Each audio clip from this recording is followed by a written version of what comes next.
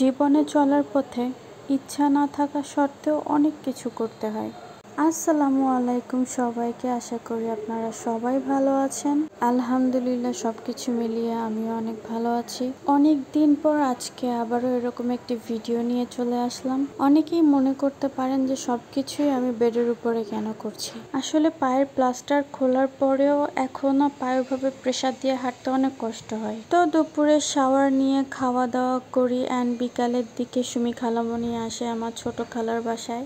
অনেক দিন পর সবাই মিলে ভালোই একটা টাইম স্পেন্ড করি। চিন্তা করেছি যে আবারও আগের মতো টুকিটাকি এরকম ভিডিও পোস্ট করার চেষ্টা করব, যতটুকুই সম্ভব আমি চেষ্টা করব আর কি। আমার ছোট খালা সবার জন্য সেমাই রান্না করেছিল, আর এই কেকটা সুমি খালামণি নিয়ে আসছিল আমার নানির জন্য। না, নানির কিন্তু বার্থডে ছিল না। আসলে আমার নানি সেভাবে কোনো কিছুই খেতে পারে না। কেকটা একটু সফট থাকার কারণে তার জন্য সুবিধা হয় খেতে। তো আজকের ভিডিওটা এই পর্যন্তই। সবাই ভালো থাকবেন, সুস্থ থাকবেন। আল্লাহ হাফেজ।